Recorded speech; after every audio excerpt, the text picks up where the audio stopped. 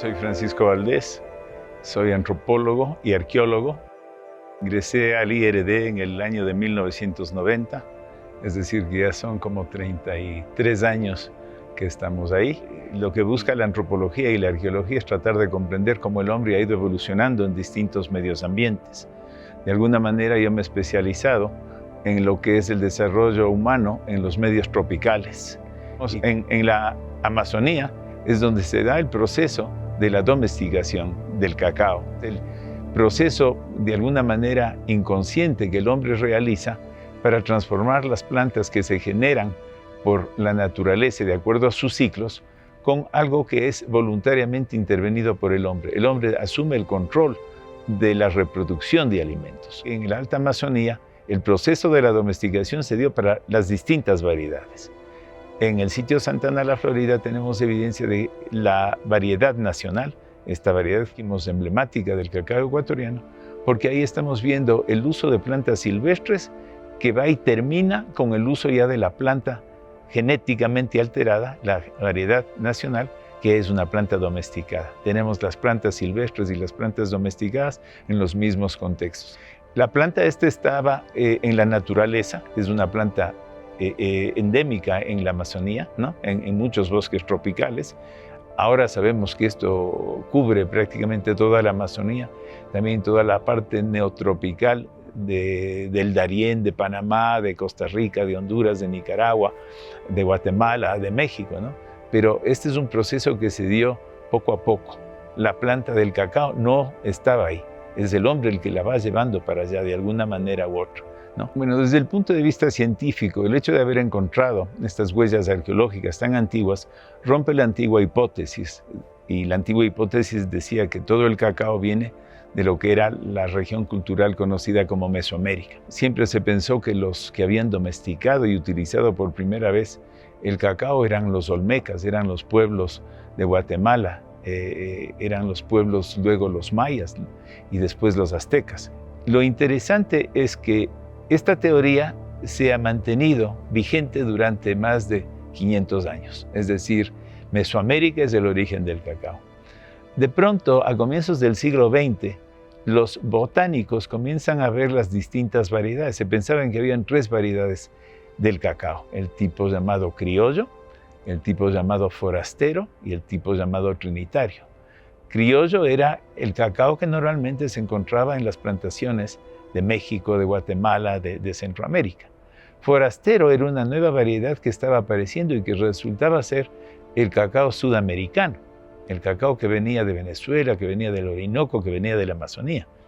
Y el trinitario era una variedad mezclada, una especie de híbrido que se daba entre la variedad criollo y la variedad forastero. Todo esto cambia cuando los botánicos comienzan a ver que la mayor cantidad de plantas naturales, silvestres de cacao, no están en Mesoamérica, no están ni en México, ni en Guatemala, ni en ninguna de esas partes tropicales, sino más bien están en la Amazonía. Y comienzan a decir, sería lógico pensar que el proceso de domesticación se da en el lugar donde hay la mayor cantidad de plantas silvestres, ¿ya? Entonces, desde los años 40, hay un botánico que se llama Chessman que dice, no, que efectivamente, parece que el origen del cacao no está en Mesoamérica, no está en la zona de México, de Guatemala, sino más bien estaría en la Amazonía, desde el punto de vista genético, por el estudio de las variedades. Pero no es hasta el año 2002 en que nosotros comenzamos a encontrar los vestigios de esta cultura, Mayachinchipe Marañón, que comenzamos a estudiarla en profundidad y pedimos la intervención de una paleobotánica, ¿no? La paleobotánica era una arqueóloga, es una arqueóloga que se llama Sonia Zarillo, de la Universidad de Calgary, que como dije hace un rato vino acá para ver si habían huellas de maíz en la Alta Amazonía, así tan antiguas como la civilización que estaba ahí encontrándose.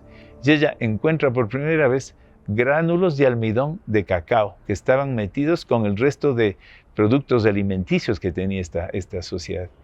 Y dice, a ver, despacito, ¿no? ¿Hay cacao aquí? Es normal, en la Amazonía hay cacao. ¿Es cacao silvestre o es qué? Entonces luego entra en escena una genetista, probablemente la genetista más importante del cacao en el mundo, la doctora Claire Lenoir, y ellos estaban aquí estudiando la manera de tratar de vencer las enfermedades que caen al cacao, ¿no? Entonces, para eso son estudios genéticos. Y al mismo tiempo comienzan a ver que los árboles muy antiguos que hay en el Ecuador pueden ser antecesores de las plantas de cacao que hoy día están. Y estas estaban en la Amazonía. De pronto, nosotros estamos produciendo la evidencia arqueológica del uso social del cacao, es decir, un cacao que ya ha sido aceptado por la comunidad, lo está utilizando y eventualmente lo está hasta cambiando de su lugar de origen. Lo está sacando desde la Amazonía, lo está llevando hacia la costa en este proceso de interacción. Y a través del antiguo ADN ella ya ubica genéticamente de qué variedad es, cuáles son las variedades relacionadas, ubica las variedades silvestres y es la que más o menos lleva al proceso del estudio de la domesticación. Se dicen que nosotros hemos descubierto el cacao. En realidad nosotros hemos descubierto el sitio y los contextos del uso social del cacao. Son los botánicos y los genetistas los que descubren el cacao y el proceso de la domesticación. Y esto nos habla de la importancia del estudio interdisciplinario.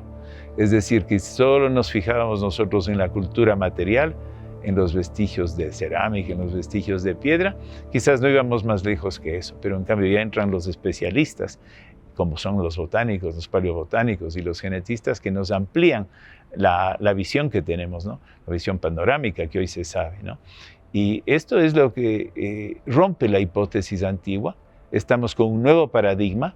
El cacao no es mesoamericano, el cacao es amazónico, y a medida en que la investigación se va profundizando, van a comprenderse mejor los procesos de domesticación para cada una de esas variedades. Para la variedad nacional está más o menos clara, porque tuvimos el proceso social encontrado en un sitio arqueológico.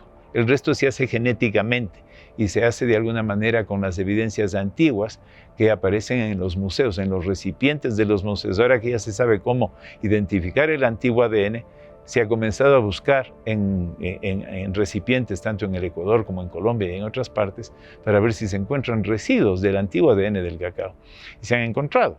La misma doctora Lenod encontró que en la sociedad Valdivia hay vestigios del cacao nacional, pero también hay de otras variedades, lo que implica que habían contactos con otros pueblos de la Amazonía que manejaban otras variedades. Ahora, la cultura mayo chinchipe, en el sitio Palanda, en el sitio Santana de la Florida, manejó la variedad nacional, pero nada nos impide pensar que también manejó la variedad Marañón, la variedad Iquito, es decir, otras variedades propias de por ahí. Lo que sí podemos decir, y esto es fundamental, es que a través de la cultura mayo chinchipe Marañón tenemos evidencia directa del vínculo con la costa, porque en esta zona fronteriza entre el Perú y Ecuador es la zona que se llama la depresión de Huancabamba. Geográficamente es la zona donde la cordillera de los Andes es la más baja en todo el trayecto, desde la Patagonia hasta el Orinoco, básicamente, que se extiende la cordillera de los Andes, tienen alturas de 4 o 5 mil metros para cruzar de un lado al otro.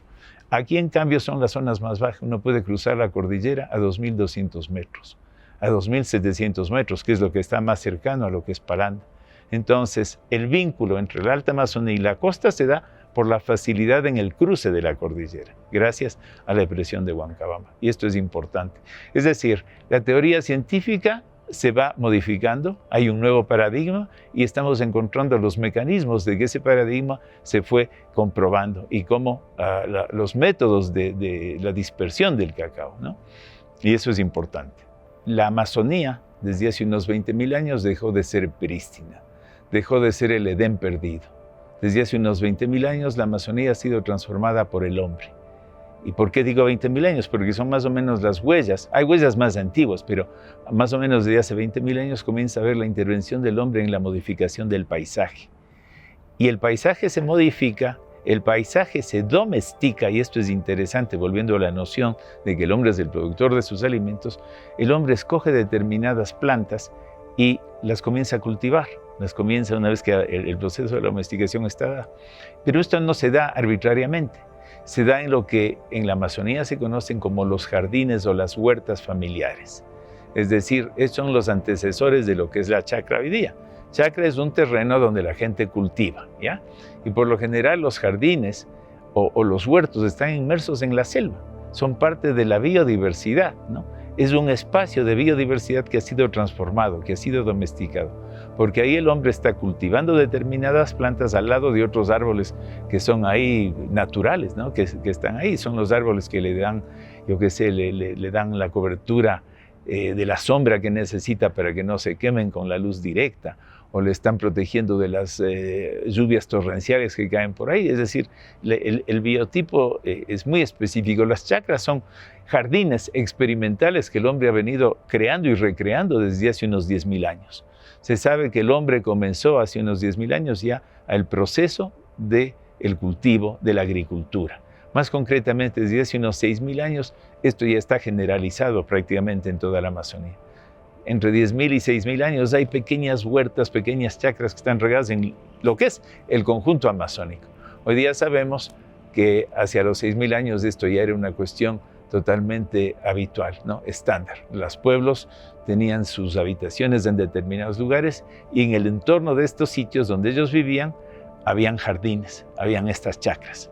Entonces, como decíamos hace un ratito, la chacra es fundamental porque no está rompiendo con la biodiversidad.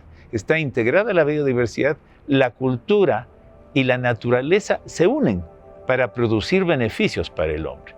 Y eso no se da gratuitamente. El hombre lo hace inconscientemente, lo hace a veces con un poco más de conocimientos, con lo que vienen a ser los yachaks, los sabios, ¿no? los brujos, si se quiere, que van a buscar, por ejemplo, plantas medicinales en determinadas áreas. Ellos introducen esas plantas al jardín, ¿ya? Para tenerlas a la mano. Y no solo las plantas medicinales, las plantas alimenticias también van a incorporarse, ¿no? Plantas que no son del todo domesticadas, pero son constantes, como por ejemplo la chonta, ¿no? Las variedades, distintas variedades de chonta son introducidas ahí o son mantenidas dentro de la selva y son las que son utilizadas por el hombre y se fomenta la reproducción de estas variedades.